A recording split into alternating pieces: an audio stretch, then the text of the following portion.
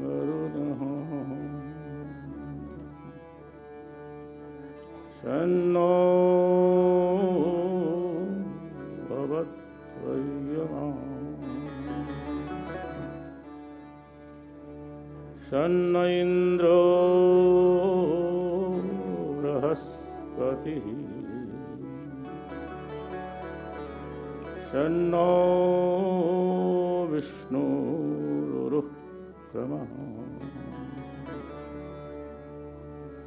नमो ब्रह्मणे नमस्ते वायु त्वमेव प्रत्यक्षं ब्रह्मासि त्वामेव प्रत्यक्षं ब्रह्म वदिष्यामि ऋतं वदिष्यामि सत्यं वदिष्यामि तन्मावतु तद्वक्तारमवतु अवतु माम् अवतु वक्तारम् ॐ शान्ति शान्ति शान्ति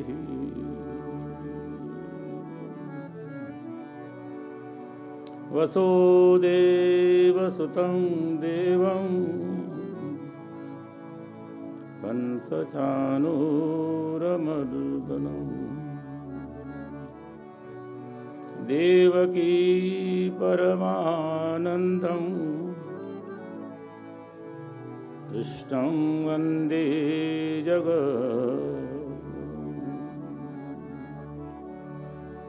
अखण्डमण्डलाकारं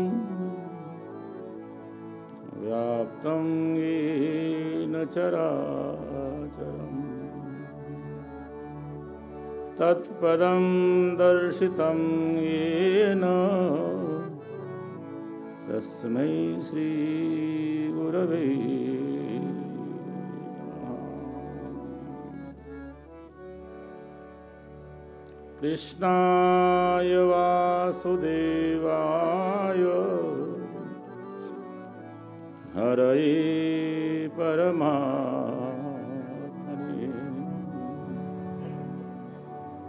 प्रणतः क्लेशनाशाय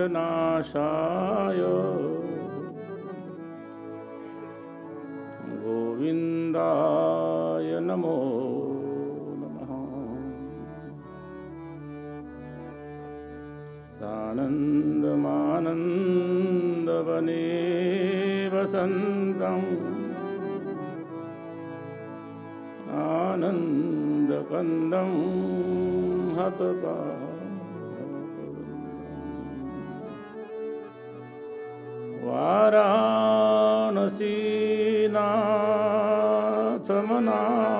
वाराणसीनाथमनाथनाथं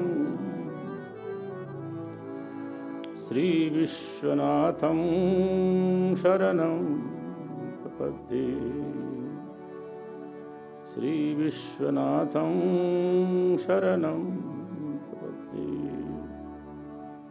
काशी विश्वनाथ भगवान की जय, भागवत भगवान की जय, व्यास जी महाराज की जय, सुखदेव जी महाराज की जय, प्रेमपुरी जी महाराज की जय, सद्गुरुदेव भगवान की जय, सब संतन की जय, कृष्ण कन्हैया लाल की जय। ओम नमः पार्वती पतये हर हर महादेव हर।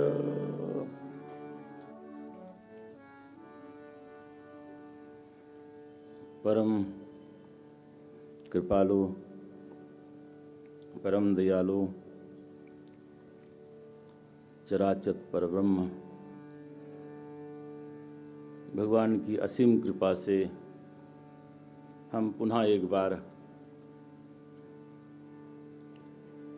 उनका स्मरण, चिंतन, वंदन करने के लिए पुनः यहाँ पर उपस्थित हुए हैं। जैसे कि महर्षि वेदव्यास जी ने कहा है, जन्माद्यस्य यतः, वही आदि कारण परमात्मा, उसका हम लोग ध्यान करते हैं। सत्यम परम धीमहि। धर्म का स्वरूप बतलाते हुए उन्होंने मंगलाचरण के द्वितीय श्लोक में कहा था, सद्योरद्य वरुद्धते श्रुतिभिः शुश्रूषु तत्क्षणात्। द्वितीय जब मंगलाचरण का श्लोक आता है, उसमें भगवान वेदव्यास जी कहते हैं कि वो जो परमात्मा है, जब उनका हम लोग श्रवण करते हैं, शुश्रूषु तत्क्षणात्, जैसा उसका स्वरूप है तो वैसे की वैसे आकार में अपने हृदय में वो उपस्थित होता है। कौन सा परमात्मा? जो सत्य रूप है, जो परमात्मा अव्यक्त है, इंद्रियों के द्वारा जो दृष्टिगत नहीं होता है, वो परमात्मा अपने भावनाओं से वो व्यक्त हो जाता है। और भगवान व्यक्त हुए कि नहीं, वो जो परमात्मा है जिसकी हम लोग यहाँ पर कथा कर रहे हैं, वो कल हम लोगों के सामने प्रकट हुए कि नहीं हुए? हो गए ना। वही परमात्मा का स्वरूप जो अव्यक्त था, वही तो हमारे भगवान की विशेषता है। और भगवान की बात हम नहीं कहते हैं, परंतु अपनों की बात करते हैं। जब हम लोग पुकारते हैं तो पहुंच जाता है।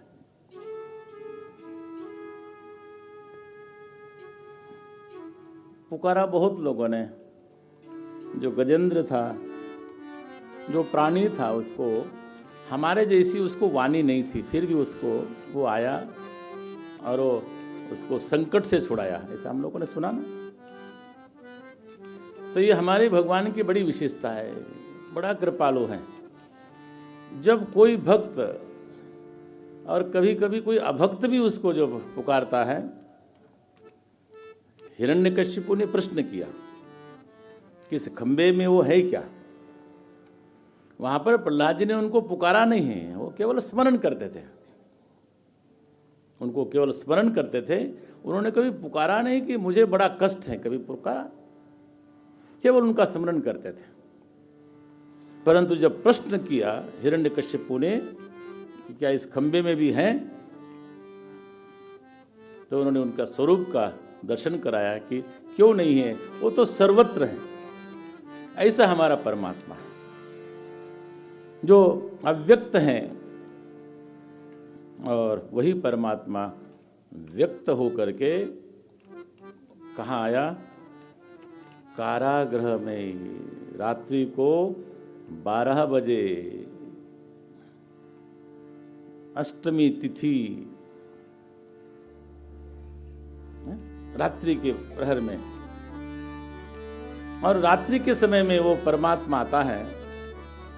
और कैसा उसका स्वरूप है, यहाँ पर उसका स्वरूप बताते हैं भागवतकार।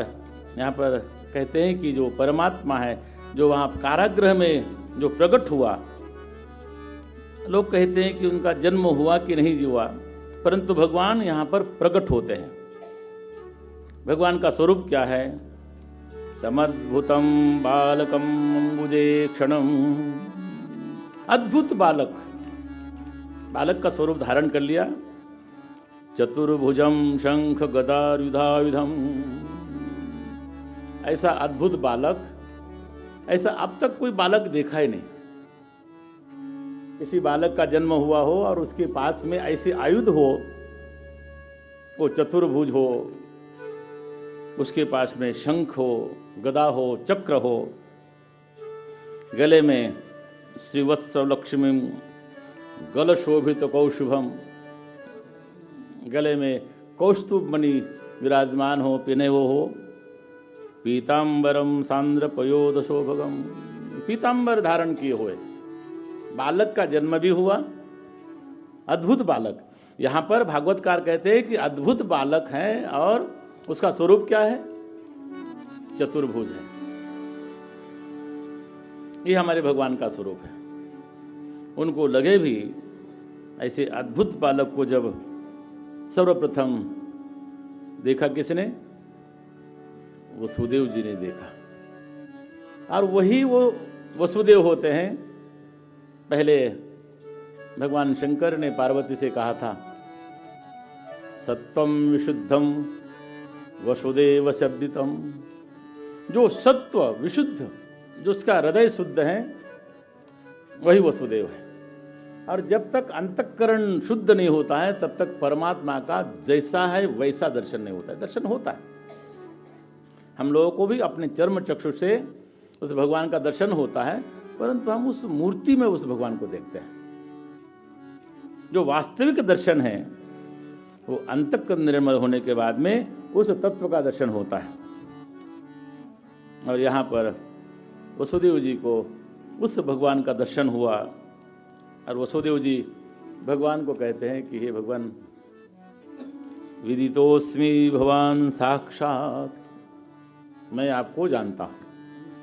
यहाँ पर कहते हैं कि मैं आपको जानता हूँ। ये भक्त कह सकता है जो वास्तविक स्वरूप में भगवान को जानता हो। साक्षात पुरुषः प्रकृतिः पर, आप इस प्रकृति से परे ऐसा परमात्मा है। आप अव्यक्त है, अव्यय हैं।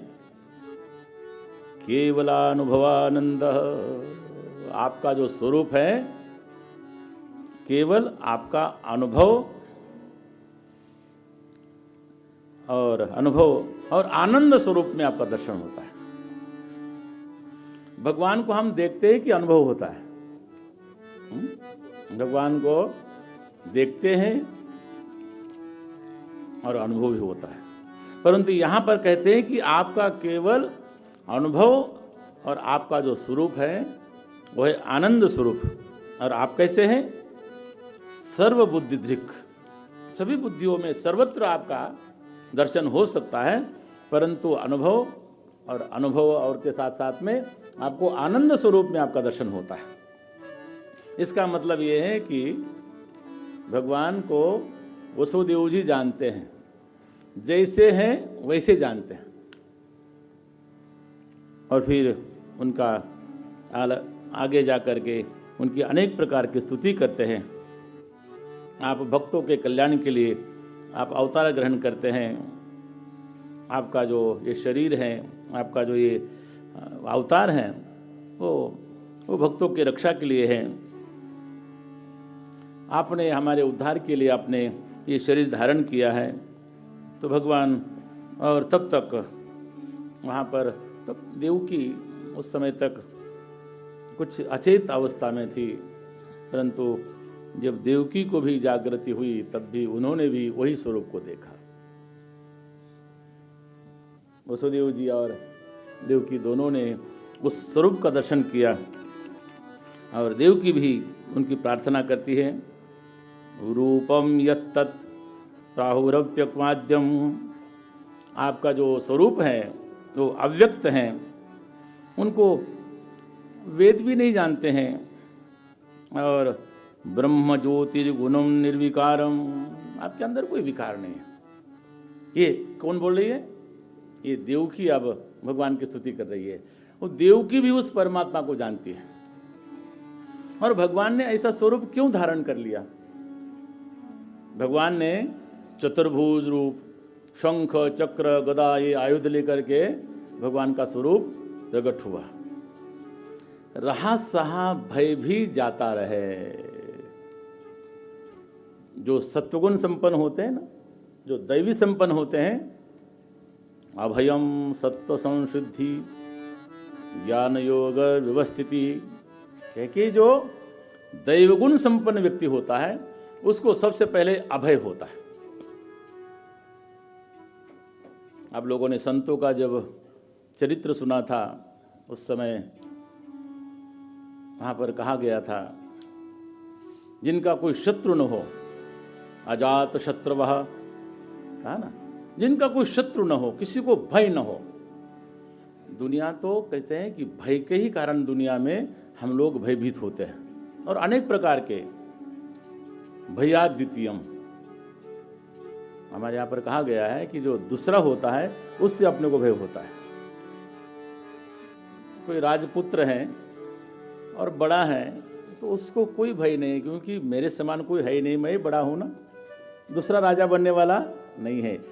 परंतु दूसरे देश का राजा कोई आकर के आक्रमण कर सकता है, उसके लिए तैयारी रखनी पड़ती है, उसके लिए हमेशा भयभीत रहता है। अपने यहाँ पर बड़े बड़े किले बने हैं ना, किस लिए बने हैं? हम सुरक्षित रहे। इसलिए जो भगवान के भक्त होते हैं सबसे पहले उनका गुण होता है अभयम, अभय होना चाहिए। और अभय करने के लिए भगवान अपना स्वरूप दिखाते हैं कि तुमको अब भय करने की तुमको आवश्यकता नहीं है। पहले थोड़ा सा संदेह था कि जैसे ये कंस, उसने हमारे 6 पुत्रों को मार डाला, ऐसा न हो कि ये जो अष्टम गर्भ, सप्तम गर्भ तो यहाँ से जा चुका है, परंतु ये अष्टम गर्भ को भी वो उसका भी विनाश न करे। थोड़ा सा संदेह था वसुदेव और देवकी के मन में। उसको निवृत्त करने के लिए भगवान ने कौन सा स्वरूप धारण कर लिया? चतुर्भुज बालक नहीं है, अद्भुत बालक।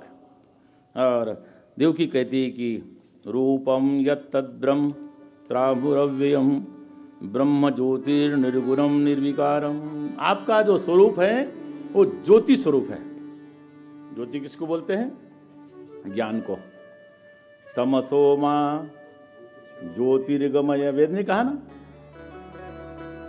हम तम से, अंधकार से ज्योति की ओर जाए, हम अज्ञान से ज्ञान की तरफ जाए, हमारा वेद भी कहता है। तो यहाँ पर देवकी माता भी कहती कि आपका जो ब्रह्म स्वरूप, एक तो परब्रह्म निर्गुण निराकार ज्योति स्वरूप है और निर्गुण है, जो 3 गुण है, सत्व रज तम, इसी से तो ये बना हुआ है, बनी हुई प्रकृति है, उससे आप अतीत हैं। सत्ता मात्रम निर्विशेषम निरीहम त्वं साक्षात विष्णुपदाद विष्णुर्धात्मदीपः। आप साक्षात विष्णु, आप यहाँ पर आए हुए हैं, आपकी संपूर्ण सत्ता। इस प्रकार देवकी माता ने उनकी स्तुति की है, और अनेक अनेक स्तुति करते हुए फिर भगवान ने कुछ बातें कही। अब वहाँ पर छोटा सा बालक बातें तो नहीं कर सकता है, परंतु भगवान साक्षात वहाँ पर अवतरित हुए हैं। उन्होंने वहाँ पर अपने माता पिता को प्रसन्न करने के लिए, उनको स्मरण दिलाने के लिए कहा कि यहाँ पर कुछ बात करते हैं। त्वमेव पूर्व सर्गे भूत पृष्णी स्वयंभू मुने सती।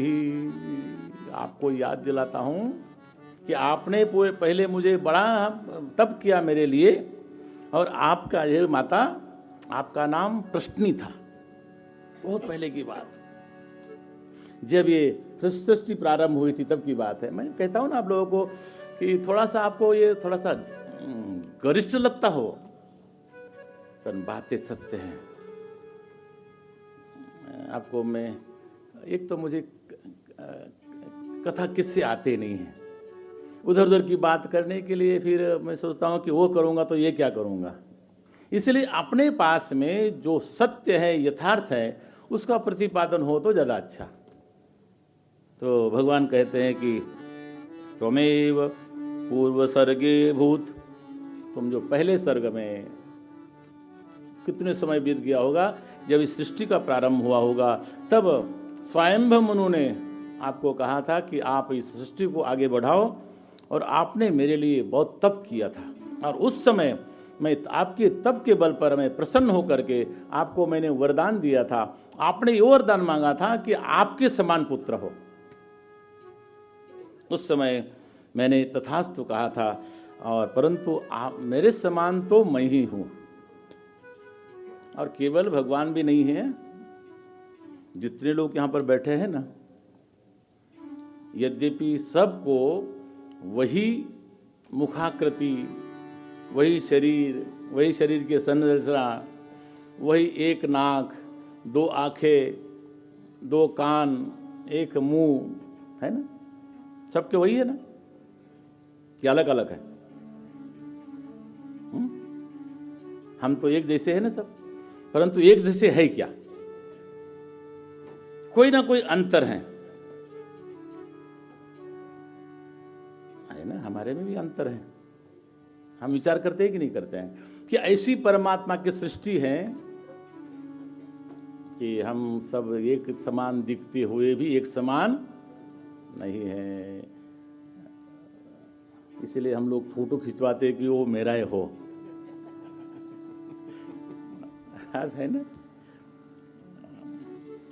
श्रीमद् भागवत यहां पर हो रही है, परंतु बहुत उसका लाभ लोग ले रहे हैं, बहुत ले रहे हैं। जो जैसा कहा जाता है वैसा ही एक समाचार पत्र में छपता है, जिसका नाम है जन्मभूमि। देखो, ये संचार माध्यम का ये फायदा है, उपयोग है। यहाँ कथा हो रही है, कुछ लोग टीवी पर देखते होंगे, यूट्यूब पर देखते होंगे, कुछ लोग चैनल पर देखेंगे, और कुछ लोग उसको पढ़ेंगे, परंतु ये एक समान नहीं है। उसका अलग अलग अर्थ हो सकता है, चित्र हो सकता है। और बहुत से लोग तो पहले पेपर में आज क्या छपा है, मेरा फोटो तो नहीं छपा है। कभी कभी मैं जाता हूँ किसी बड़े घर में, खास करके राजनेताओं के घर में, उनके पास में जितने पेपर छपते हैं सब के सब पेपर पड़े रहते हैं। हम सोचते हैं कि पढ़ते कब होंगे। अपने आप को देखने की इच्छा होती है, परंतु अपने पहचाने जाते हैं। आज एक फोटो छपी है ना, हम लोग देख लेना उसको, हमारे कार्यकर्ताओं की एक फोटो छपी है, पहले दिन हमारे विद्यार्थियों की छपी थी, उसके पहले और छपी थी, तो सब लोग देखते हैं कि मैं कहाँ हूँ, है ना। पहचान देखने के लिए कि मैं कौन हूँ, और अपने आप को हम पहचान लेते हैं। भगवान ने कहा कि मेरे समान तो मैं ही हूँ, उसके अतिरिक्त कुछ नहीं है, इसलिए तुम्हारे यहाँ पर मेरा अवतार होगा। और उस समय आप पृष्टि नाम की माता थी, और मेरे पिता सुतपा नाम के प्रजापति थे। उनके घर में मैंने पहले, आपके गर्भ से मैंने प्रथम बार जन्म लिया। ये कौन बोल रहे हैं? भगवान श्री कृष्ण बोल रहे हैं, अपनी माता देवकी से बोल रहे हैं, उनको याद दिला रहे हैं। तुम पहले भी थे, मैं भी पहले था, परंतु तुमने अपने पुत्र की कामना से मेरी आराधना की थी, और उस समय मैंने तुम्हारे गर्भ से मैंने जन्म लिया था, इसलिए मेरा नाम उस समय पड़ा प्रश्न गर्भ। भगवान का पहले, जो पहले वाले युग में, उस समय मेरा नाम था प्रश्न गर्भ। और ये जो हमारे पिताजी है वसुदेव जी महाराज, पहले से ही साधना करने में लगे हुए हैं, तो इनका नाम था सूतपा। उनके, वो दोनों के आपके घर में मैंने जन्म ग्रहण किया था। और फिर उसके बाद में एक जब बार मैं बोलता हूँ तो सत्य को बतलाने के लिए, हम लोग जो शांति मंत्र करते हैं ना, ओम शांति शांति शांति 3 बार कहते हैं।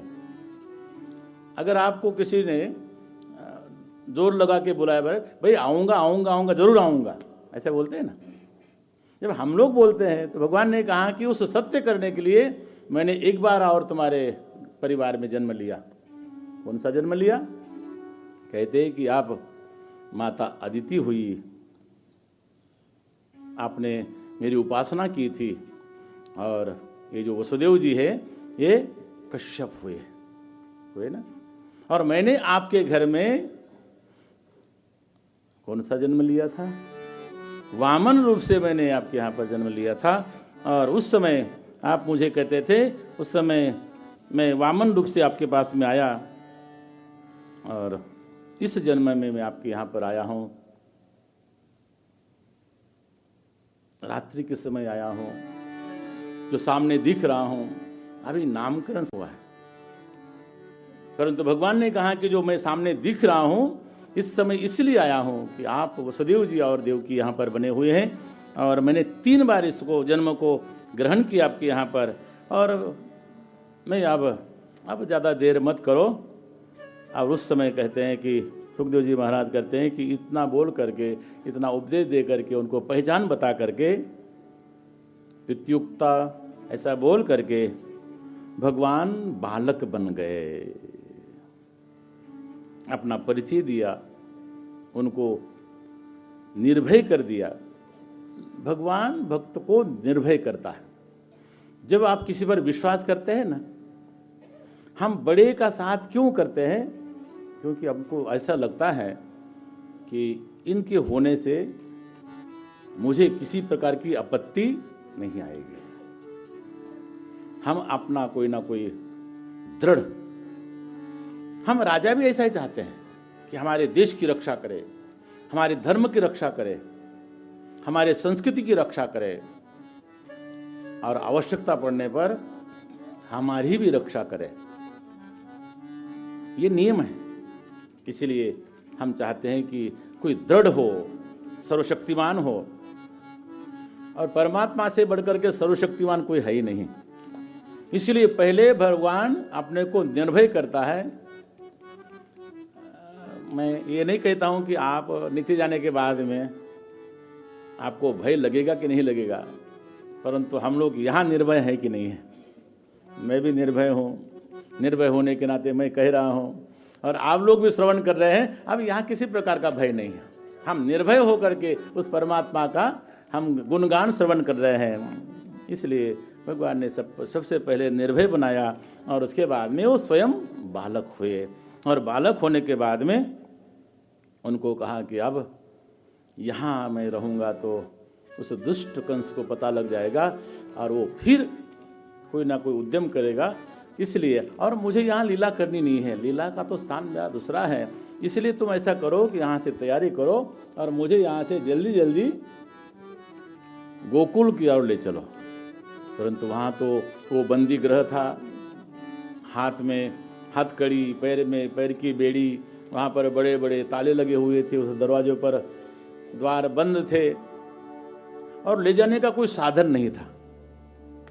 यहाँ तो नहीं कहा है, परंतु वहाँ पर कोई ले जाने का साधन भी नहीं था।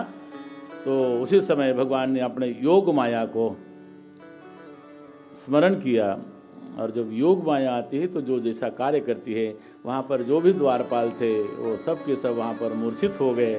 जहाँ पर जो बड़े बड़े ताले लगे हुए थे वो भी अपने आप खुल गए, जो पैर में बेड़ियाँ पड़ी थी वो खुल गई, हाथ में हथकड़ियाँ थी वो खुल गई। अब भगवान ने कहा कि चलो मुझे ले चलो। कहाँ ले चले अभी? तो लोग कहते हैं, जो विचारक कहते हैं कि वहाँ तो कुछ ले जाने का कोई साधन था नहीं, परंतु वहाँ पर एक सुपड़ा था। सूप होता है ना, आजकल लोगों को, नए लोगों को ये बोले कि सूप क्या होता है तो इनको पता नहीं लगेगा। पुराने लोगों को पता है कि सूप क्या होता है, जो जिससे धान को साफ करते थे। तो यहाँ पर एक सुपड़ा पड़ा हुआ था, वो ले लिया। क्योंकि सुपड़ा ही क्यों लिया? वहाँ पर कोई टोकरी होगी, कुछ और होगा, वो सूप ही क्यों लिया? लोग ऐसा कल्पना करते हैं। सूप जो है वो तत्व को रखता है, और जो उससे विपरीत है उसको फेंक देता है।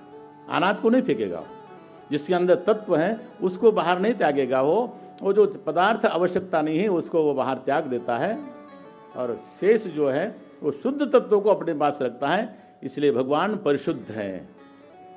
इसलिए भगवान ने उसमें जाने का, उन्होंने कहा कि सब हम जो भी कर्म करते हैं ना, उसके ही प्रेरणा से करते हैं। प्रेरक अंदर बैठा हुआ है। आप सोते हुए कोई कर्म करते हैं क्या? हाथ पैर हिलाते होंगे लेकिन आपको पता लगता नहीं है। लेकिन जागृत में आप जब कर्म करते हैं तो आपको अंतर चेतना के द्वारा, भले ही माया का उसके समावेश हो, गुणों का समावेश हो, परंतु अंतर चेतना वाला, जब तक आपके भीतर वो परमात्मा नहीं होगा, जब तक वो अंश नहीं होगा, तब तक आप इस शरीर से कोई कार्य नहीं कर सकते। अंत प्रेरणा उसकी होती है, इसीलिए भगवान ने अंत प्रेरणा दी और उस सूप में कहे कि अब ले चलो। वहाँ पर द्वार खुल गए थे और वसुदेव जी महाराज भगवान को लेकर के धीरे धीरे धीरे बाहर जाते हैं। तो जैसे बाहर निकले उस समय उत्तर प्रदेश के, उत्तर भारत के अनुसार भाद्रपद मास था और यहाँ के प्रमाण से वो श्रावण मास, श्रावण कृष्ण पक्ष में अंतर नहीं है, तिथि में अंतर नहीं है, कुछ किसी चीज में अंतर नहीं है, केवल मास के बोलने में अंतर है। उत्तर भारत में उसको केवल भाद्रपद बोल देते हैं, एक महीना एक पखवाड़ा पहले बोल देते हैं, वो मास का नाम बदल देते हैं, बाकी सब वैसा यथावत। उस समय श्रावण मास में वर्षा होती है। अब तो पहले तो बम्बई में कभी भी हम लोगों ने इस दिसंबर में बारिश नहीं देखी। अब कल क्यों आई ये अपने को पता नहीं है। अब उसके लिए आए, कभी कभी होता है नदी नाव संयोग होता है, हम लोग उसको अपने पर श्रेय ले लेते हैं। अब कहीं भागवत नहीं चल रही होगी, वहां क्यों वर्षा हुई? हो सकता है कि अंधेरी में, बोरीवली में, सूरत में बारिश नहीं, वहां पर कोई भागवत नहीं हो रही होगी, लेकिन वहां भी बारिश तो हुई, परंतु यहां वर्षा हुई, इसलिए हम लोगों ने क्या मान लिया कि भागवत हुई इसलिए वर्षा हुई। कभी कभी ऐसा होता, और कभी कभी सचमुच ऐसा कोई दृश्य देखने को मिलता है जो अद्भुत होता है।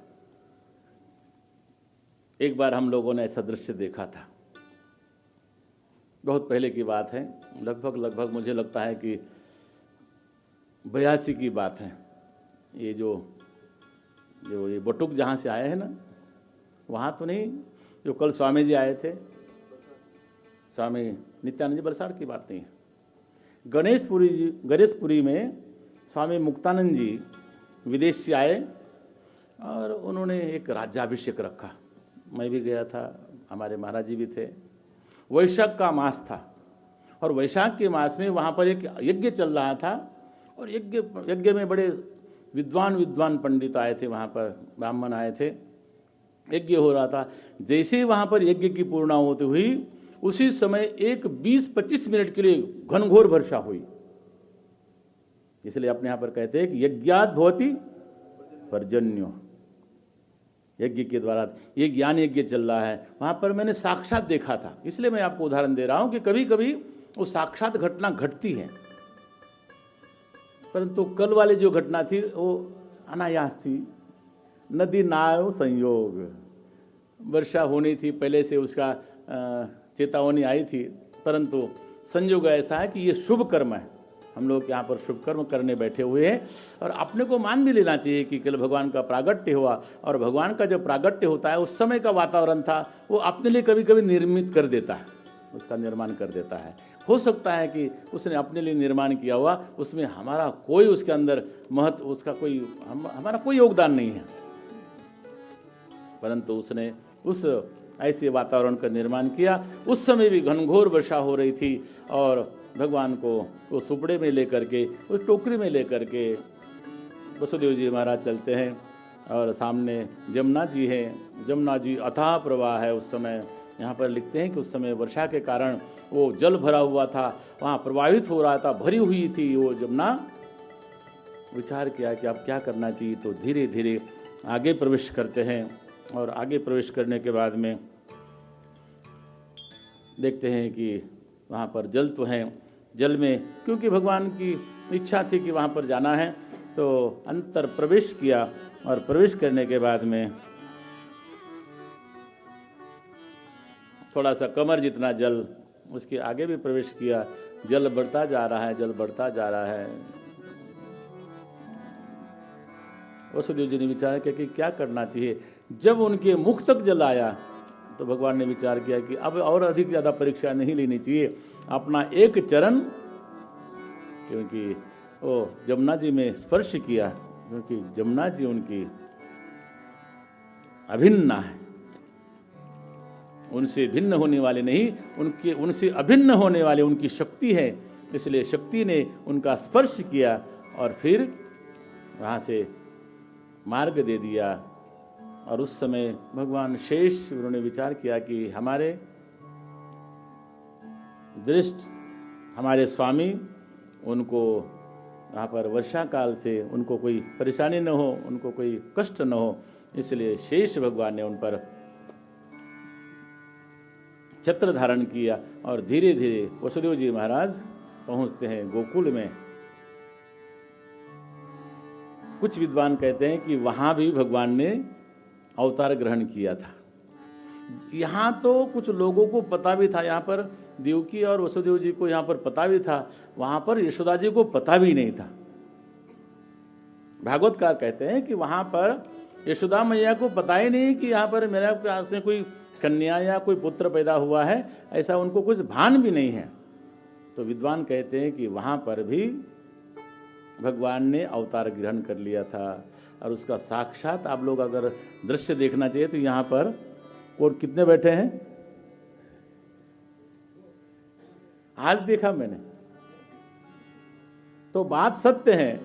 और परमात्मा केवल दो ही नहीं है, वो अनेक रूपाय, उसके अनेक रूप हैं। परंतु भगवान ने दो जगह अवतार ग्रहण किया। एक मथुरा में, ज्यादा सर्दी तो नहीं लग रही लोगों को, थोड़ा कम करना तो कर सकते हैं। हाँ, मैंने तो कहा कि मुझे थोड़ी गर्मी लग रही है, उन्होंने सबको सर्दी में डाल दिया।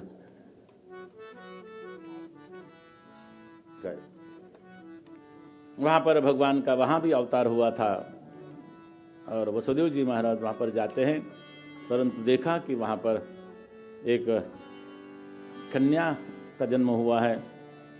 उस कन्या को अपने पास में लेते हैं और भगवान कृष्ण को, भगवान कन्हैया को वहाँ पर लिटा देते हैं और जैसे गए थे वैसे पुनः वापस आते हैं उस कारागृह में।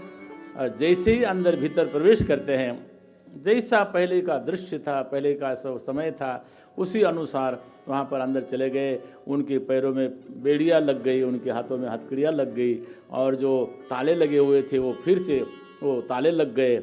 और उनको फिर देखा कि वहाँ पर जो वहाँ पर सैनिक थे, रक्षक थे, उनको भी जागृति आ गई और वहाँ पर उस कन्या ने रोना शुरू कर दिया, रोना शुरू कर दिया। बालक होता है वो रोता है। और जैसे ही कन्या ने वहाँ पर आवाज़ लगाई, उन्होंने रोने की आवाज़ आई, उस समय वहाँ के जो रक्षक थे, जो पहरेदार थे, उन्होंने सोचा कि वो जो 8वां गर्भ आने वाला था, इसने बार बार कंस ने कहा था कि जैसे ही आए वैसे ही मुझे बता देना। और वैसे दौड़े दौड़े गए और कंस को बताया। और कंस रात को सोया हुआ था, उस रात को सोया था तो 12 बज चुके थे। वसुदेव जी महाराज भगवान को रख के भी आए थे, समय ज़्यादा अधिक हुआ होगा, परंतु उस समय वो निद्रा तो क्या आती है, परंतु वो निद्रा से ही जैसे वस्त्र पहना था वैसे ही भागा भागा कारागृह की तरफ आया।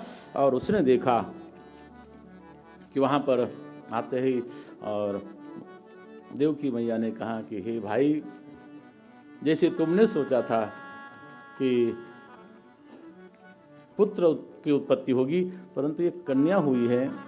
अब इस कन्या को तो मत मारो, तुमने 6 मेरे पुत्र को मार दिया, परंतु इसको तो मत मारो।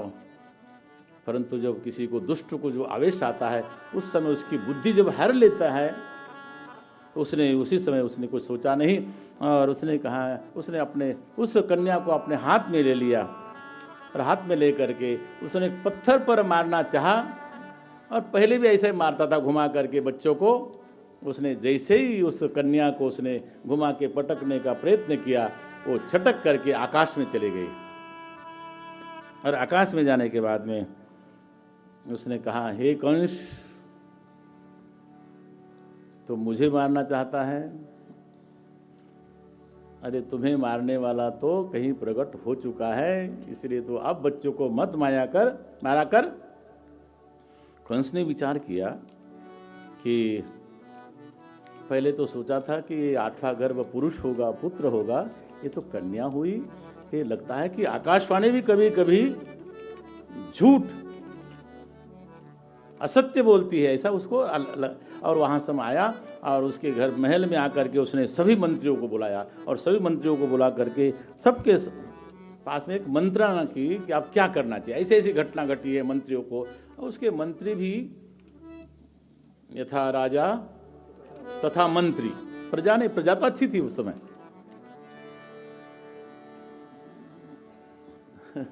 वहाँ प्रजा अच्छी थी, प्रजा सब वहाँ पर सब लगते थे, सबको लगता था कि दुष्ट का संहार होना चाहिए। और कभी कभी न चाहते हुए भी हम लोगों को उसको स्वीकार करना पड़ता है। हम लोगों ने किया ना, 70-71 साल तक हम लोगों ने कुछ जाना ही नहीं कि देश क्या होता है, धर्म क्या होता है। जैसे चला रहे वो चल ही रहे थे ना, हम लोग चल रहे थे कि नहीं चल रहे थे। अब पता लगा कि नहीं, हम गलत थे और वो भी गलत थे। अब गलत थे कि नहीं गलत थे वो बात अलग है, लेकिन कुछ लोग तो सोचते हैं ना कैसा है। ऐसा ही वहाँ की प्रजा तो बहुत थी कि हम इस दुष्ट के जो संकट से हमारा निवारण हो जाए, परंतु उसके मंत्री कभी चाटुकार होते हैं, मंत्री होते हैं ना। और राजा के जो खास मंत्री, पहले राजा लोग क्या करते थे, जो ऐसे कुछ लोग रखते थे जो हमारी स्तुति गाया करें, और जो स्तुति नहीं गाते थे फिर उनको बोलते थे ये योग्य नहीं, इसको निकाल दो यहाँ से। ऐसे कुछ जो स्तुति को, स्वयं की स्तुति को पसंद करने वाले, यहाँ पर भी ऐसे थे कि बलशाली था कंस, दैत्य था, राक्षस था, और उसके मंत्री भी ऐसे थे। उन्होंने कहा कि हे राजन, ऐसा करना चाहिए कि जो आप जो बता रहे हैं, तो जो कहीं ना कहीं वो जो पैदा हुआ है तो उसको नष्ट कर देना चाहिए। यहाँ पर कहते हैं कि मूलम ही विष्णुर्देवानां, जो देवताओं का जो मूल है वो विष्णु है। इसलिए, और वो कहाँ रहता है, विष्णु का स्थान कौन सा है रहने का, यहाँ पर लिखते हैं भागवतकार, यत्र धर्म सनातनः, जहाँ पर सनातन धर्म होता है वहाँ भगवान रहते हैं। इसलिए उसको नष्ट करना चाहिए, और उसके जो माध्यम हैं, तस्य च ब्रह्म गो विप्रः तपो यज्ञ सदक्षिणः, यहाँ पर उस धर्म का स्वरूप बताया। जहाँ पर विप्र हो, जहाँ पर गो हो, जहाँ पर तप होता हो, जहाँ यज्ञ होता हो, और जहाँ पर सदक्षिणा यज्ञ होता हो, ऐसी जगह वो रहता है। इसलिए उसको नष्ट कर देना चाहिए। और कहते हैं कि उसका एक और स्वरूप बताते हैं, विप्रा गावाश्च वेदाश्च, ब्राह्मण हैं, जो ब्राह्मण यहाँ शब्द का प्रयोग नहीं किया, विप्र का शब्द किया। विप्र का मतलब है जिसने गायत्री धारण की हो, जो संध्या करता हो, जो वेदाध्ययन करता हो, उसको विप्र कहते हैं। गावाश्च वेदाश्च तपः सत्य दमशमः, यहाँ पर वही भगवान ने जो कहा है पहले, वही धर्म का स्वरूप बताया। श्रद्धा दया तितिक्षा च कृतवश्च हरेस्तनु, ये भगवान का शरीर बताया। भगवान का शरीर क्या है, भगवान का शरीर जो हम लोग देखते हैं वो नहीं है। यहाँ पर कहते हैं भगवान का शरीर, इसीलिए हम ब्राह्मणों को क्या बोलते हैं, भूदेव बोलते हैं ना, इसलिए बोलते हैं शायद। विप्राह, हम लोग गौशाला में जाते हैं तो क्या करते हैं, गौशाला को पीटते हैं, गौ को पीटते हैं नहीं, उनको स्पर्श करके हम उनके पूंछ को अपने पर धारण करते हैं, क्योंकि उनके अंदर देवताओं का वास है। वेदाः, जो आप लोग वेद मंत्र श्रवण कर रहे हैं, तप, सत्य, दमः, शमः, ये सब भगवान का स्वरूप है, भगवान की मूर्ति है। श्रद्धा दया तितिक्षा, जिसके अंदर श्रद्धा हो, दया हो, तितिक्षा हो, जो यज्ञ हो रहा हो, ये सब हरे स्तनु, ये भगवान का शरीर है। तो ऐसे को नष्ट कर देना चाहिए। और जहाँ जहाँ पर भी जो छोटे छोटे बच्चे पैदा हुए हो, उनको सबको मार देना चाहिए। और ये करने के बाद में वो वहाँ पर सब सभा समाप्त हुई, और यहाँ पर प्रातः काल हुई है गोकुल में, और गोकुल में प्रातः काल हुई है। और वहाँ पर सभी लोगों ने देखा कि वहाँ पर यशोदा के गृह में वहाँ पर नन्हे बालक का जन्म हुआ है और वो छोटा सा गोकुल रहा होगा या जैसा भी है, सबको पता लग गया कि उस समय वहाँ का नंद बाबा के यहाँ पर पुत्र की प्राप्ति हुई है। और उस समय सब लोग नंद बाबा के महल की ओर जा रहे हैं। जब महल की ओर जा रहे हैं तो उस समय नंद बाबा बड़े प्रसन्न हैं और उन्होंने अनेक अनेक प्रकार से उस समय उत्सव किए हैं और वहाँ पर नंद उत्सव प्रारंभ होता है। हम लोगों ने थोड़ा तो कल ही मना लिया, जन्म होने के बाद में लोग उत्साह में आ जाते हैं और इतनी लंबी कथा करना जन्म के बाद में बहुत कठिन हो जाता है। कल हुआ ना इसे, पहले तैयारी थे 2 के आने के, 2 आए ना कल, 2 स्वरूप भी आए और यहाँ पर 2 पहले से बैठे हुए थे। अब एक आने के लिए हम लोग इतने तत्पर रहते हैं, इतने उत्साहित रहते हैं, 2 जब आ जाए तो कहीं नहीं क्या। अब नंद बाबा के यहाँ पर सभी गोकुलवासी जो जिनके पास में जो साधन है वो लेकर के आए हैं। उस समय के खास करके गोरस होता था, दही है, दूध है, सब अपने पास में लेकर के नंद बाबा के महल की ओर सब चल रहे हैं और वहां पर उत्सव प्रारंभ हुआ। नंद घेरा नंद भयो जय कन्हैया लाल की।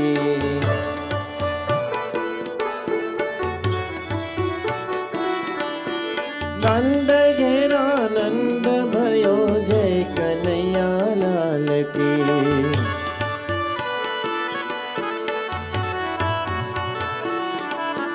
हाथी दीना घोड़ा दीना और दीना पालकी। हाथी दीना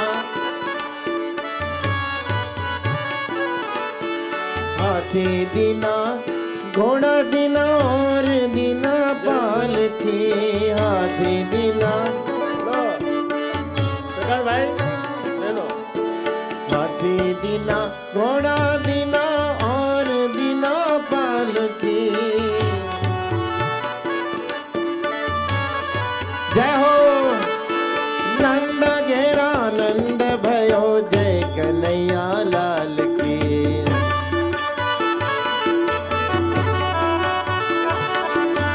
नंद घेरा नंद भयो जय कन्हैया लाल की।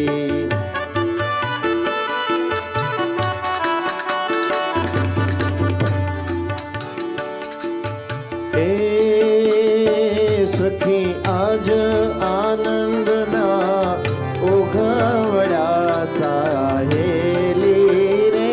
सखी आज आनंद ना उघवड़ा साहेली रे। मने बढ़िया श्री नटवर लालवन रावण कुंज मा साहेली रे। मने बड़ा श्री नटवर लालवन रावण कुंज मा साहेली रे। सखी आज आनंदना ओघवड़ा साहेली रे। जय हो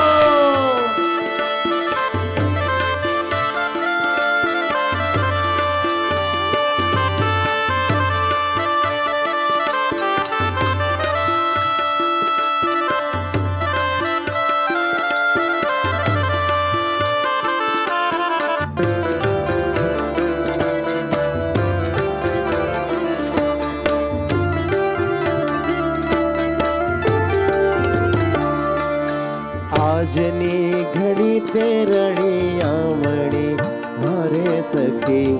આજની ઘડી તે રળિયામણી। આજની ઘડી તે રળિયામણી હરે સખી। આજની ઘડી તે રળિયામણી। હે મારા વાલો આવ્યાની વધામણી। ધીરે મારા કાનુડો આવ્યાની વધામણી। ધીરે આજની ઘડી તે રણિયા વળી મારે સખી આજની ઘડી તે રણિયા વળી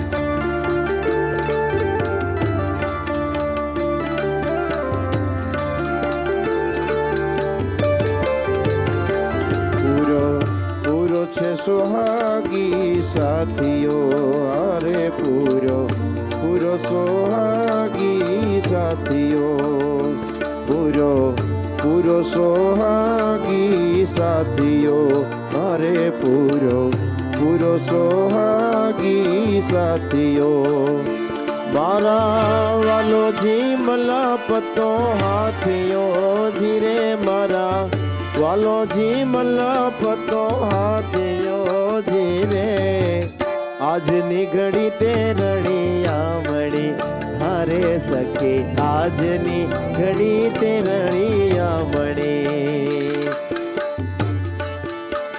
જય હો બ્રહ્મવૃંદ જય હો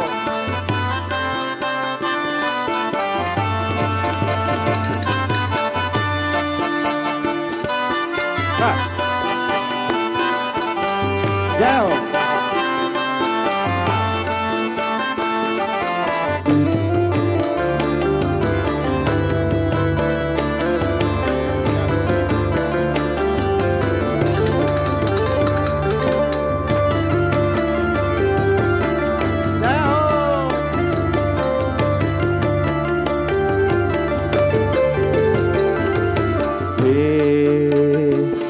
તારી વાકી રે પાઘલડીનો ઘૂમતું રે મને ગમતું રે આ તો કહું છું રે પાતળિયા તને અમતું તારી વાકી રે પાઘલડીનો ઘૂમતું રે મને ગમતું રે આ તો કહું છું રે પાતળિયા તને અમતું તારા પગનું રે પગ રખું જમતું રે મને ગમતું રે આ તો કહું છું રે પાતળિયા તને અમથું આ તો કહું છું રે પાતળિયા તને અમથું હાલો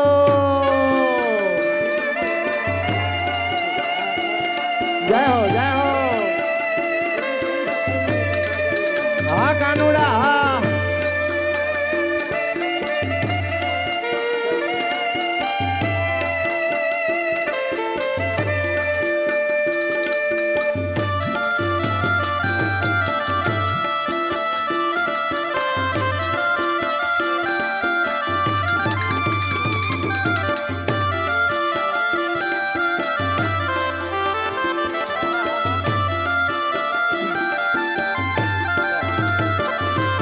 કોણ જાણે કેમ મારા મનની રે ભીતરમાં એવું તો ભરાયું શું કોણ જાણે કેમ મારા મનની રે ભીતરમાં એવું તો ભરાયું શું એક મને ગમતો આભનો ચાંદલો ને બીજો ગમતો મને ગમતો આભનો ચાંદલો ને બીજો ગમતો તું ઘરમાં ખેતરમાં ધરતીના ધર્મ તારા સપનનમાં મારું મન ગમતું રે મને ગમતું રે આ તો કહું છું રે પાતળિયા તને અમતું તારી વાકી રે પાઘલડીનો ગમતું રે મને ગમતું રે તો કહું છું રે પાતળિયા તને મોરબની ધન घाट करे मन मोर बनी धन घाट करे मोर बनी धन घाट करे मन मोर बनी धन घाट करे मोर बनी धन घाट करे मन मोर बनी धन धन गोर जर चहोर मारो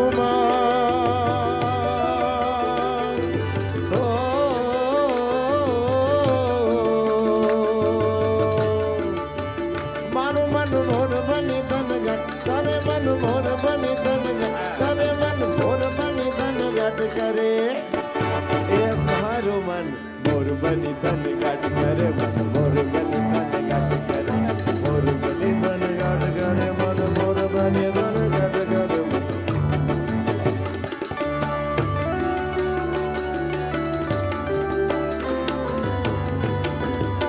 जय हो जय हो जय हो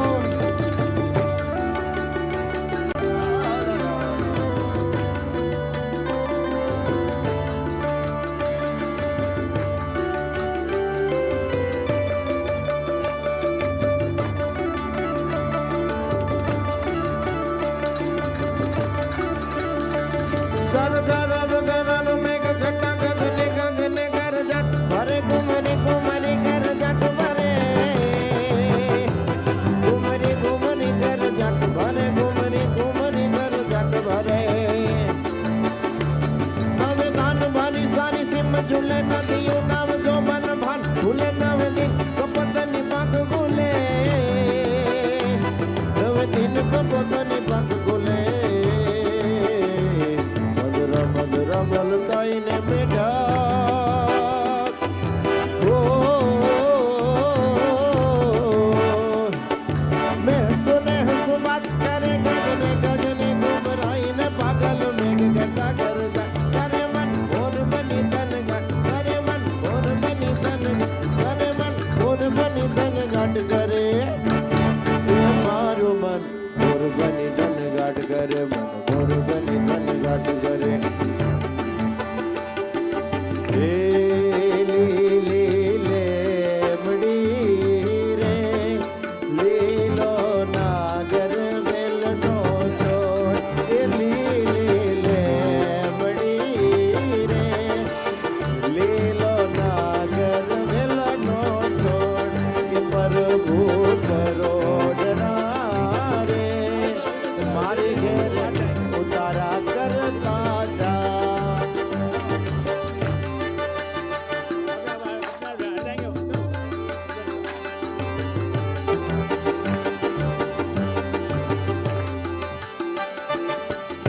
गजरो रे मानो हीर गजरो फूल गजरो रे मानो हीर गजरो गुथी दे मालनिया मानो हाथ गजरो अरे गुथी दे मालनिया मानो हाथ गजरो सोनल माने काजे लावा हीर गजरो एक नंबर काजे लावा हीर गजरो अरे गुथी दे मालनिया मानो हाथ गजरो अरे गुथी दे मालनिया मानो हाथ गजरो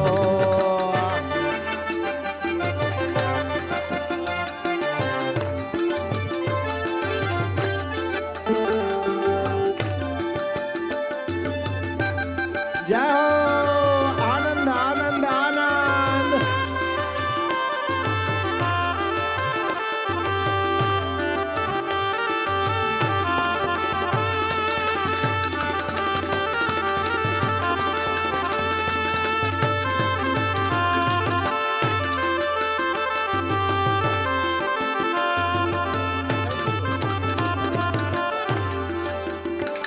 और ગરવીરે ગુજરાતમાં મહારાજ વટ છે તમારો ગરવીરે ગુજરાતમાં મહારાજ વટ છે તમારો ગરવીરે ગુજરાતમાં મહારાજ વટ છે તમારો મને વાલા વાલા લાગો મને પ્યારા પ્યારા લાગો મને વાલા વાલા લાગો મને પ્યારા પ્યારા લાગો મહારાજ વટ છે તમારો ગરવીરે ગુજરાતમાં મહારાજ વટ છે તમારો ગરવીરે ગુજરાતમાં મહારાજ વટ છે તમારો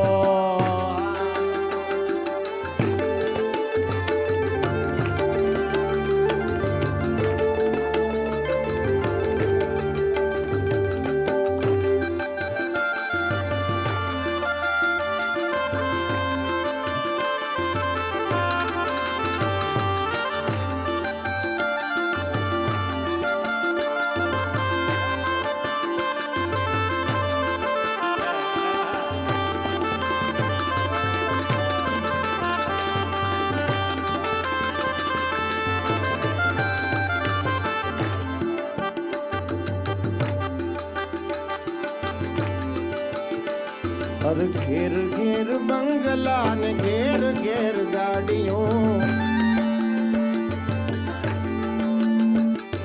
घेर घेर बंगला ने घेर घेर गाड़ियों, रिंग रोड फरती लीलोड़ी छेवाड़ियों। बने वाला वाला लागो, बने वाला वाला लागो, बने प्यारा प्यारा लागो, महाराज वट छे तमारो। गरवी रे गुजरात में महाराज वट छे तमारो। सांगू सांगू मी सांगू कोणाला, आज आनंद आनंद झाला। सांग सांगू मी सांगू कोणाला, आज आनंद आनंद झाला। आला आला रे गोविंद आला, आला आला रे गोविंद आला, आला आला रे गोविंद आला, आला आला रे गोविंद आला।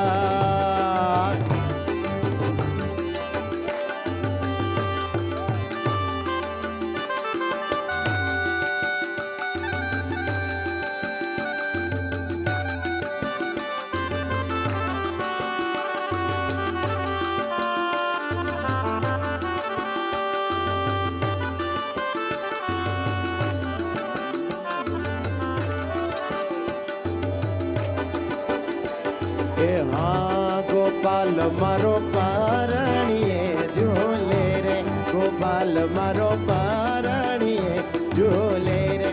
झुलावे गोकुळनी नारी रे, झुलावे गोकुळनी नारी रे। गोपाल मारो पारणिये झूले रे, गोपाल मारो पारण। जय हो महाराज जय हो।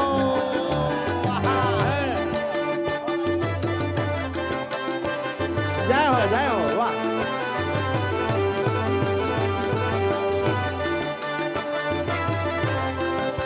जय हो महाराज वाह।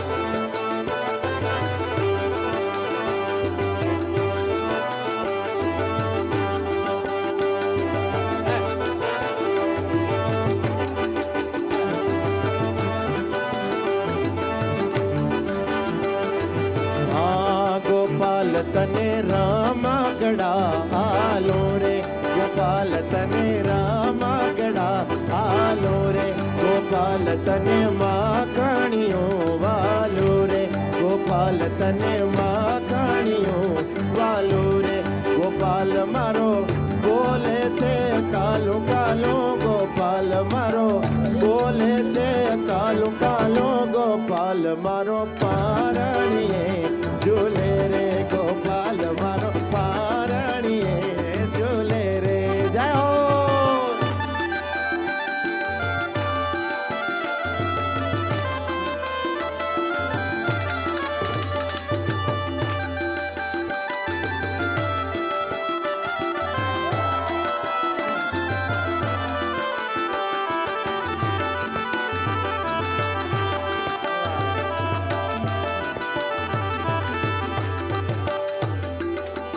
गोविंदा आला रे आला, जरा मटकी संभाल ब्रिज वाला।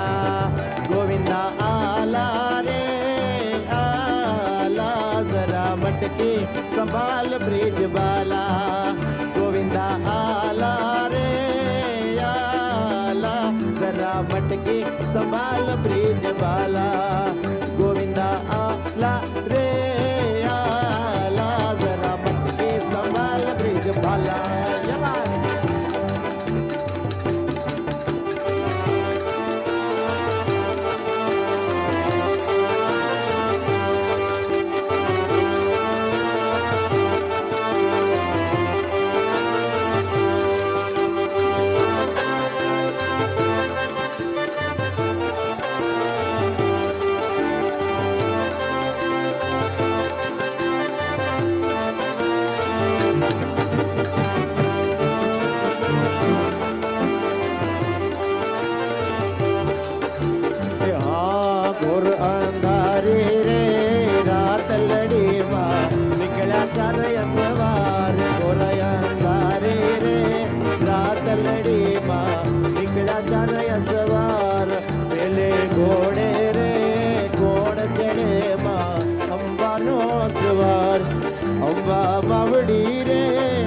रण चढ़िया मां सोने सजे शणगार के सवा मण रे सुकलड़ो मां अधमणी कूले रमजो जमजो रे गोराणियों तमे रमजो सारी रात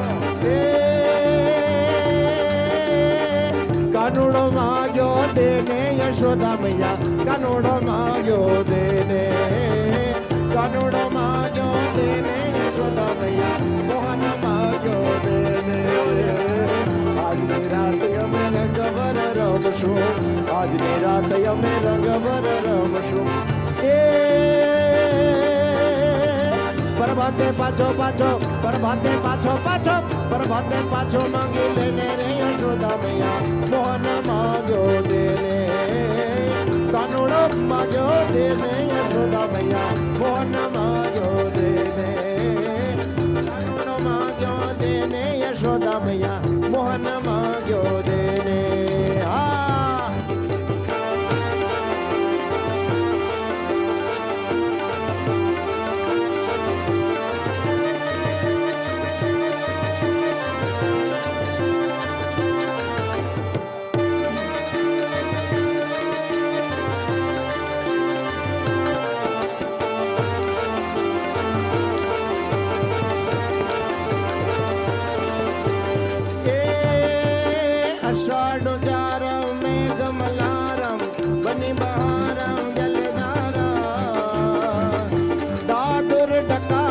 मयूर पुकारं दड़िया तारं विसारं दानई समारं प्यास पारं नंद कुमारं निर्ज्ञारे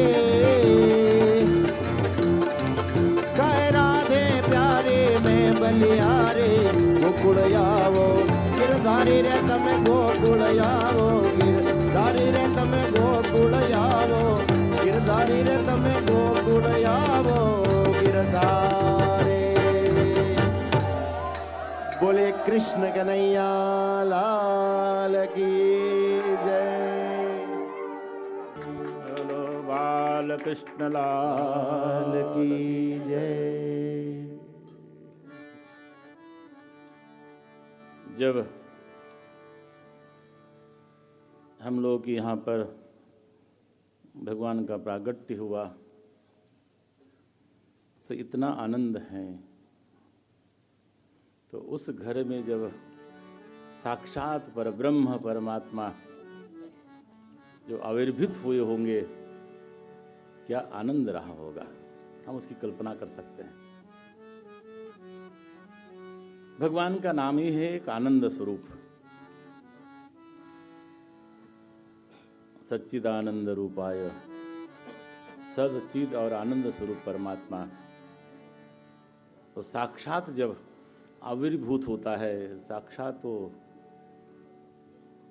अवतार ग्रहण करता है, तो उनका क्या स्वरूप रहा होगा, अद्भुत। नंदस्त्वात्मजः उत्पन्ने, नंद बाबा समझ रहे कि मेरे घर में पुत्र की प्राप्ति हुई है। जाता लधो महामनः, उनके आनंद आनंद आनंद ही हुआ उनके हृदय में।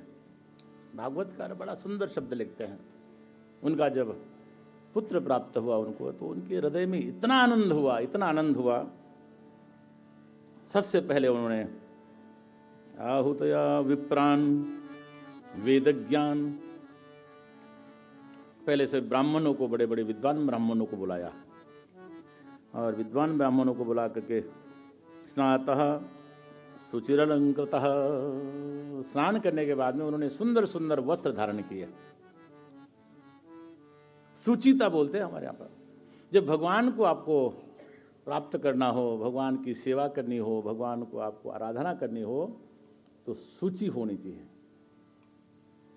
अंतर बहिर, भीतर भी और बाहर भी, दोनों तरफ सूची होनी चाहिए, पवित्रता होनी चाहिए। भीतर की पवित्रता यह है कि काम आदि दोषों से मुक्त होकर के भगवान का पूजन करना चाहिए। अब कोई नहीं, थोड़ी देर के लिए कोई नहीं, ना व्यापार है, ना धंधा है, ना पुत्र है, कुछ नहीं। उनसे विरक्त होकर के, सूचीबद्ध होकर के, सूची युक्त होकर के भगवान का ध्यान करना चाहिए। और यहाँ पर उसी प्रकार स्नातः, ये बाह्य पवित्रता है। स्नान करना ये बाह्य पवित्रता, और आंतरिक उस परमात्मा का नाम लेना। हम लोगों को सिखाया जाता है कि आप जब स्नान करने जाओ तो हम लोग क्या करते हैं, गंगे गंगे गंगे गंगे च मुने चैव गोदावरी सरस्वती, हम लोग स्नान करते हैं। स्नान करते समय क्या हम याद करते हैं, गंगा का स्मरण करते, हे गंगे हमको आप पवित्र करो, बाह्य शुचिता। और शुचि हो गए हैं और उन्हें सुंदर सुंदर अलंकार ग्रहण किए, इन्होंने नंद बाबा ने, और सभी गोकुलवासियों ने भी उसी प्रकार का वहाँ पर वेश धारण किया है कि नंद बाबा के घर में आज उनके यहाँ पर पुत्र की प्राप्ति हुई है। और उसी समय नंद बाबा के हृदय में बहुत आनंद हुआ, और उस समय उन्होंने ब्राह्मणों को बुला करके उन्होंने जात कर्म करवाया अपने यहाँ पर। प्रथम मैं आचार्य जी को खोज रहा था, तब तक काम हो गया। मैंने पूछा है जात कर्म हमारे यहाँ पर बार बार आता है। हमारे यहाँ पर षोडश संस्कार होते हैं, जन्म संस्कार के पहले, उसके बाद में तुरंत जात संस्कार का नाम यहाँ पर आया है। वो कौन सा संस्कार, हो गई बात।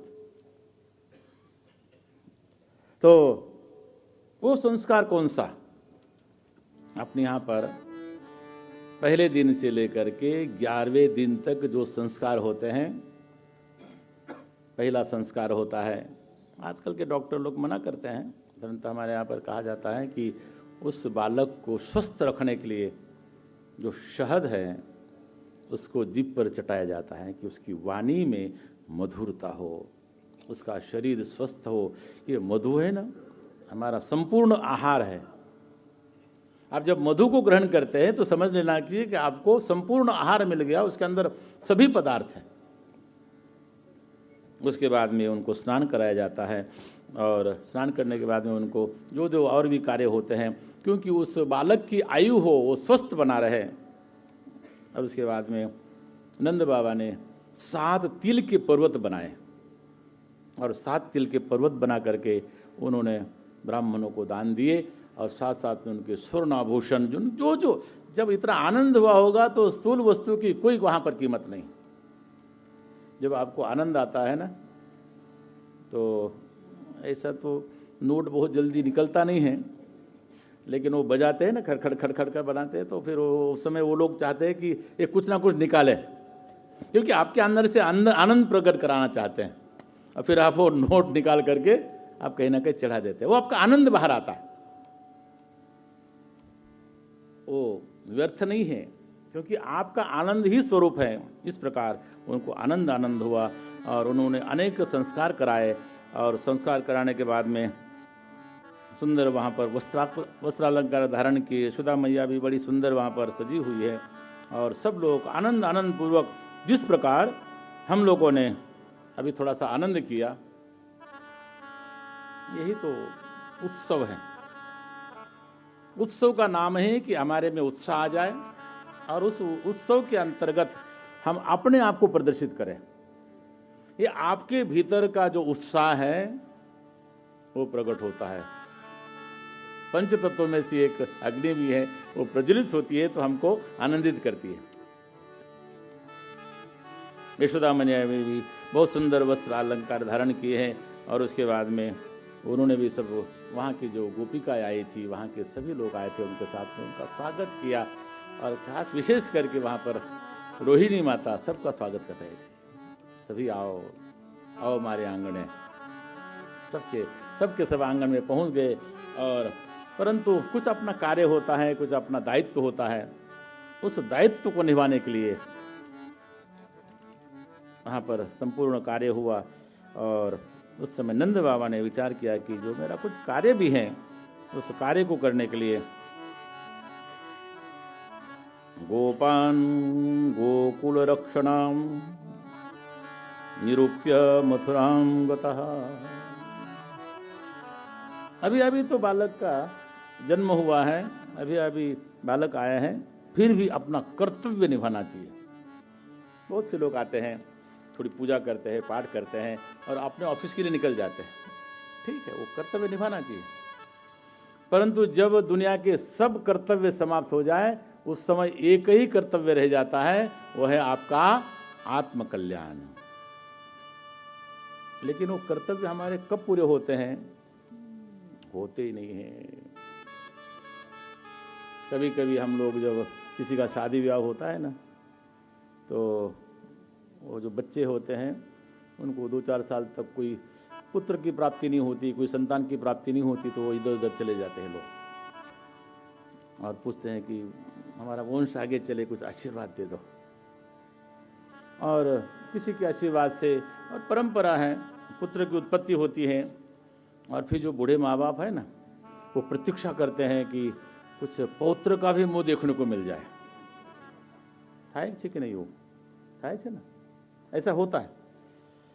कामना होती है कि पौत्र का भी मुख देखूं।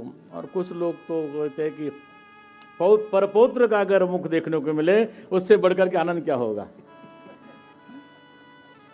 ऐसा होता है और स्वाभाविक भी है, संसार का नियम है कि उनको आनंद वहीं पर प्रतीत होता है। उससे कितना सुख होता है वो तो आप जानो। परंतु जब आपके कर्तव्य समाप्त हो जाए तो केवल परमानंद को प्राप्त करने के लिए यत्न करना चाहिए, और वो कहीं बाहर नहीं है, वो आपके भीतर है। इसलिए यहाँ पर नंद बाबा यही संदेश देते हैं कि कर्तव्य करते रहना चाहिए। गोपान गोकुल रक्षणायां निरूप्य मथुरां गतः नंदः कंसस्य वार्षिक्यं करम दातु कुरुद्वः। वो कंस उस समय का राजा है, और राजा को कर देने के लिए पुरानी परंपरा है। आजकल के सरकार ने एक टैक्स लगा दिया, क्या जीएसटी बोलते हैं ना, उपभोक्ता कर बोलते हैं हिंदी में उसको। लोग उसका विरोध कर रहे हैं। अरे आप टैक्स नहीं देंगे तो राज्य कैसे चलेगा? इसलिए वो आवश्यक है, क्योंकि अपने को सुरक्षित रहना है, अपने को बलवान बनना है, दुनिया में अपने की पहचान होनी चाहिए। उसके लिए राष्ट्र समृद्ध हो। जो हम कमाते हैं ना, उसका कुछ हिस्सा सरकार को देना हमारा धर्म बनता है। और ये आज से नहीं है, पहले तो उसको वसूल करते थे, आजकल वसूल नहीं करते हैं। आजकल बोलते भाई तुम टैक्स भरो। ये पुरानी परंपरा है। ऐसे नंदः कंसस्य वार्षिक्यम करम दातुम कुरुस्त्वः। वो अपना कर चुकाने के लिए नंद बाबा कहाँ जाते हैं? मथुरा जाते हैं। और वो नंद बाबा अपना वहाँ पर जो भी कुछ कर देना होगा वहाँ पर कर देते हैं। उस समय जो भी व्यवस्था होगी, व्यवस्था एक समान नहीं होती हमेशा। हमारे बाप दादा के समय में चांदी के सिक्के हुआ करते थे। और फिर बोलते हैं कि जो है समय फिर से फिर वो वापस लौट के आता है। और फिर से अब वो शायद जो गुलाबी नोट निकाला है ना, वो भी ज़्यादा दिन चलने की संभावना कम है। अब ये जो गुलाबी पेन है ना, तो उतार लेंगे बाद में। गुलाबी का ज़्यादा देर चलन नहीं होता है। થાય કે નહીં પણ આપણને આપણે કલ્પના છે। तो ये परिवर्तन होता रहता है। उस समय जो भी उनके पास में देने की वस्तु होती होगी, चाहे गोरोस होता होगा, चाहे वहाँ पर कुछ भी होता होगा, वो देने के लिए, वार्षिक कर देने के लिए मथुरा चले जाते हैं। और मथुरा में वार्षिक कर देने के पश्चात उनको पता लगता है कि यहाँ पर वसुदेव जी और देवकी हैं। तो उनको मिलने के लिए नंद बाबा उनके निवास पर चले जाते हैं। और निवास पर जाने के बाद में उनकी दोनों की चर्चा होती है। वसुदेव जी महाराज जी सब जानते हैं, कभी कभी जानते हुए भी मौन रहना पड़ता है। अगर भेद खोल देंगे तो कष्ट का अंबार लग जाएगा। कष्ट कितने आएंगे उसकी पारावार नहीं है। इसलिए वहाँ पर दोनों की चर्चा होती है। नंद बाबा कहते हैं वसुदेव जी को कि तुम्हारे अनेक पुत्र हुए और दुष्ट कंस ने उनको मार दिया। बड़ी दुखद घटना है। और एक कन्या हुई थी, वो भी स्वर्ग सिधार गई, वो चली गई। तो ये तो बड़ी कष्ट की बात है। ऐसा दोनों का संवाद हो रहा है। नंद बाबा वही कहते हैं, और उस पर चर्चा करते करते ये सब बातों को वसुदेव जी कहते हैं कि हे नंद बाबा, आपके घर में भी एक पुत्र रत्न की प्राप्ति हुई है, और आप आनंद आपको है, और आप यहाँ का आपने वार्षिक कर दे दिया है, आपने यहाँ का कार्य किया है। ऐसा लगता है कि गोकुल में बड़े बड़े उत्पात होने की आशंका है। नंद बाबा कह रहे हैं किसको? वसुदेव जी को। क्योंकि वसुदेव जी सब वस्तु को जानते हैं कि मैं रात्रि को 2 दिन पहले ही वहाँ पर रख के आया हूँ, तो अपने पुत्र की, चाहे पिता कहीं भी रहे, चाहे माँ कहीं भी रहे, मन कहाँ होता है? पुत्र के पास होता है। इनके तो साक्षात इनके गृह में उनका प्रादुर्भाव हुआ है। इनको पता है कि मैं वहाँ पर रख के आया हूँ, और नंद बाबा क्या समझ रहे हैं कि मेरे यहाँ पर कन्हैया प्रकट, दोनों अपना समझते हैं। यही तो धर्म की विशेषता है, परोक्ष और अपरोक्ष। हमारे यहाँ पर 2 प्रकार का ज्ञान होता है। एक होता है परोक्ष ज्ञान, जगत में है, जगत में भगवान है, वो भगवान अनेक रूप में है, एक परोक्ष ज्ञान हुआ। और एक है अपरोक्ष ज्ञान। अपरोक्ष ज्ञान किसको है? वसुदेव जी को।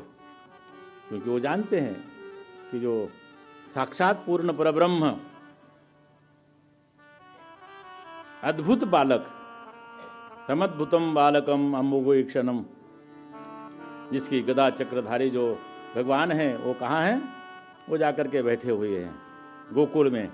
इसलिए उनको कहा कि आपने वार्षिक कर भी दे दिया है, आपका यहाँ का कार्य भी हुआ है, तो आपको शीघ्रातिशीघ्र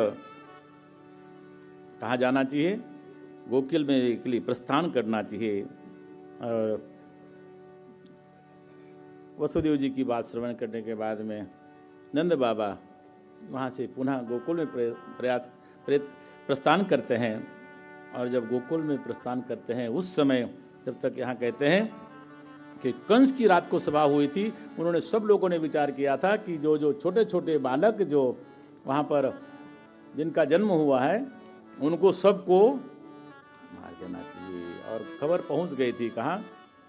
मथुरा में खबर पहुँच गई थी कि नंद बाबा के यहाँ पर एक पुत्र का जन्म हुआ है, और वहाँ पर एक राक्षसी थी, उसका नाम था पूतना। और पूतना ने वेश धारण कर लिया, बड़ा सुंदर स्वरूप धारण कर लिया, मेकअप कर लिया। और राक्षसी थी, फिर भी कभी कभी मेकअप भी अच्छी लगती है, और मेकअप से तो दुनिया चल रही है। हम सब मेकअप करते हैं, कोई किसी की मेकअप करता है, कोई किसी की मेकअप करता है। अगर कोई छोटी सी कोई अपने में कमी हो तो उसको दूर करने का प्रयत्न करते हैं। एक कोई पाश्चात्य में डांसर था जिसका नाम माइकल था, उसने कितने ऑपरेशन करवाए थे, कुछ गिनती नहीं। काला था वो, गोरा हो गया था। ये एक मेकअप का एक प्रकार है। तो पूतना ने भी, वो तो राक्षसी थी, उसने सुंदर स्वरूप धारण कर लिया, क्योंकि सज्जनों में जाना है ना। तो सज्जनों में जाना है, पैसे वालों में जाना है, तो लोग जो शादी ब्याह होता है ना, तो वहाँ पर बढ़िया बढ़िया कपड़ा पहले सिलाते हैं कि आज शादी है, हमारे सखा की, हमारे घर में है, परिवार में है, बड़े सुंदर सुंदर वस्त्र सिलाते हैं। और आजकल तो बोलते हैं कि कुछ किराए से ही मिल जाते हैं, कोट वोट मिलते हैं। ऐसा सुना है मैंने कि नए सिलाने की आवश्यकता क्या है, तो किराए से ले आओ और पहन के चले जाओ। કેમ ચિમન ભાઈ, बरोबर ना? क्यों आओ સાંભળ્યું છે ને ક્યારેક? ऐसा सुना है। उसने उस समय भी उसने वो इधर उधर ध्यान था, इसलिए उनको मैंने बताया।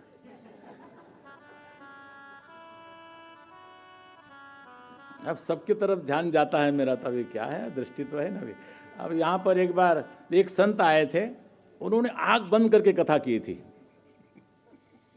हमारे शिष्य हैं, वो भागवत उनकी बड़ी अच्छी है, तो वो भागवत जब करते हैं तो आंखें बंद करते, किसी की तरफ देखते ही नहीं है।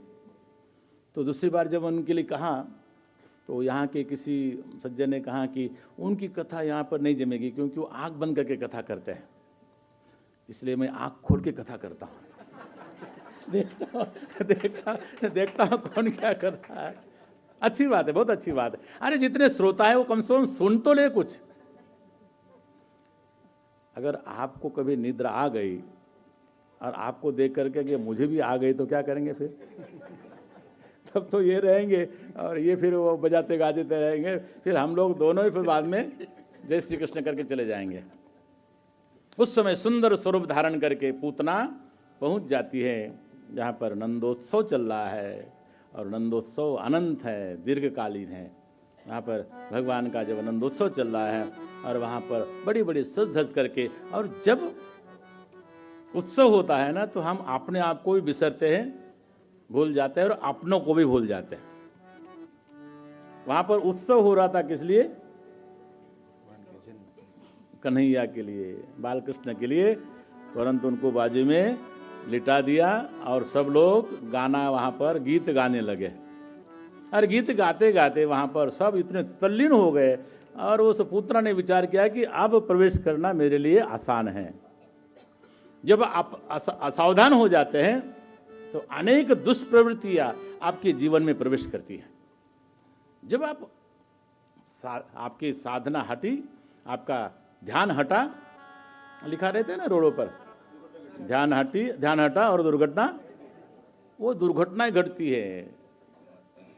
और वहाँ पर भी इसी प्रकार का एक समय निर्माण हुआ, और वहाँ पर पूतना का प्रवेश हुआ। सब अपने अपने में मग्न थे, क्योंकि उनको आनंद ही आनंद था कि हमारे यहाँ पर आज भगवान का प्रागट्य हुआ है, और वहाँ पर पूतना का प्रवेश हुआ है, और पूतना बड़ी सुंदर सजी हुई है। उसने विचार किया कि सब अपने अपने काम में लगे हुए हैं, और पूतना ने धीरे से वो बालक के पास गई। अपने को पता लगता नहीं है कि कौन सज्जन है कौन दुर्जन है, वो ऊपर से नहीं पता लगता है। पहली बार जब आप देखो तो नहीं पता लगता है, परंतु जो दुर्जन होते हैं ना, वो सज्जन से ज़्यादा सावधान होते हैं। दुर्जन होते हैं वो सज्जन से अधिक वो अपने आप को सज्जन बतलाने का प्रयत्न करते हैं। वाणी से, व्यवहार से उनकी बड़ी चालाकी होती है। वो भीतर अलग होते हैं और बाहर अलग होते हैं। और सज्जन होता है वो भीतर भी एक जैसा होता है और बाहर भी एक जैसा होता है। और वो चालाक स्त्री जिसका नाम पूतना था, वो धीरे से गई जहाँ पर बालकृष्ण लाल वहाँ पर लेटे हुए थे, उनको अपने गोद में लिया। और उस समय कहते हैं कि जब गोद में ले रही थी, उस समय भगवान बालकृष्ण ने आपने आंखें बंद कर ली। उसको लगा कि ये भी बच्चा भी नहीं देख रहा है, उसने लेकर के अपने गोद में रख लिया और आंखें अभी भी बंद हैं। बहुत से लोग पूछते हैं कि पूतना को देख करके भगवान ने आंखें बंद क्यों की। जिसकी भगवान पर दृष्टि पड़ जाएगी वहाँ तो अज्ञान नष्ट हो जाएगा, परंतु भगवान ने विचार किया कि मुझे तो अब लीला करनी है, इसलिए आंखें बंद कर ली। और आंखें जब बंद की तो पूतना को और अच्छा लगा कि अब ये भी नहीं देख रहा है, और उसने मातृवत, जैसे माँ किसी बालक को स्तनपान कराती है, इसी प्रकार उसने स्तनपान कराने के लिए, क्योंकि उसने अपने स्तनों पर विष लगा के आई थी, जिससे जा करके उस बालक को मैं वहीं पर मृत्यु को पहुंचा दूंगी, और उसने अपने उस बालक के समान अपने गोद में लिया है और स्तनपान करा रही है। और धीरे धीरे भगवान ने ध्यान किया शंकर जी का, मुकुंद प्रियम। जो भगवान का ध्यान किया, शंकर जी का ध्यान किया, हे शंकर जी, ये मुझे तो ये आदत नहीं है जहर पीने की, विष पीने की आदत तो आपको है। जब समुद्र मंथन हुआ था वहां पर हलाहल नाम का विष निकला था और आपने गट गट सब पी लिया था। पिया था कि नहीं पिया था, और इसलिए आपका नाम एक नीलकंठ हुआ। आप तो इसमें माहिर हैं, आपको इसमें विशेषता उसको आपको इसमें हासिल है, तो आप यहाँ पर आइए। इसलिए कहते हैं कि उस समय भगवान ने ध्यान किया किनका, भगवान शिव का, और भगवान शिव आकर के उस जहर का पान करके चले गए, विष पान कर चले गए। अब वहाँ रहा दूध, भगवान ने वहाँ पर दूध पीना शुरू कर दिया, और दूध पीने के साथ साथ में उसकी जो चित्तवृत्ति थी, उसको लगता था कि मैं इस बालक को यहाँ पर मार दूंगी, और भगवान ने धीरे धीरे उसकी चित्तवृत्ति भी अपने मुख के द्वारा उसको प्राशन शुरू कर दिया, और धीरे धीरे उसका रुधिर भी उन्होंने भगवान ने उसका पान किया। और फिर उसको लगा कि मैं तो अभी संकट में हूँ, मुंच मुंच मुंच, मुझे छोड़ो मुझे छोड़ो। भगवान ने कहा कि एक बार मैं पकड़ता हूँ फिर दोबारा छोड़ता नहीं हूँ, इसलिए अब तुम्हें छोड़ूंगा नहीं। और उनके प्राण भी ले लिए, और वहाँ पर देखा कि उसके जो प्राण थे वो चले जाने के बाद में उसका वास्तविक स्वरूप वहाँ पर प्रकट हुआ। और तब तक नंद बाबा पुनः लौट के आते हैं, और देखा कि वहाँ पर सब लोग, उस जो राक्षसी है उसके जो उसका जो पड़ा हुआ जो मृतदेह है वो बहुत विशाल हो गया था, उसको काट काट करके उसको निकाल रहे थे, और निकाल करके उसको जा रहे थे उसको दाह संस्कार करने के लिए।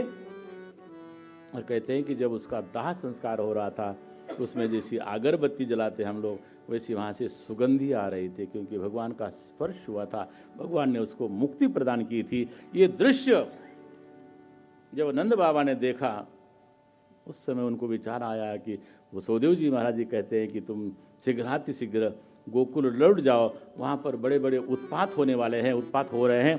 इसलिए ये समझ करके फिर पुनः नंद बाबा वहाँ आते हैं, और फिर अपने जो पुत्र हैं, जो बालक है, उनका ध्यान करते हैं। और वो बालक कौन है, साक्षात परब्रह्म है। और ऐसे परब्रह्म का सब लोग भजन करते हैं, श्रीमन्नारायण नारायण नारायण, श्रीमन्नारायण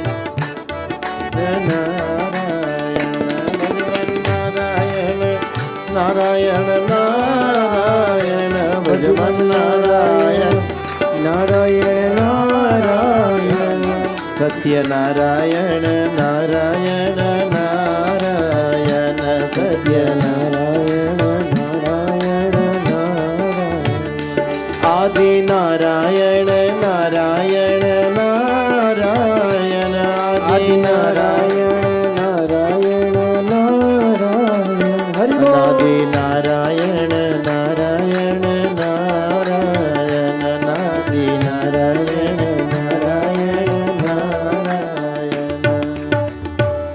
बोलिए श्रीमद् भागवत भगवान की जय।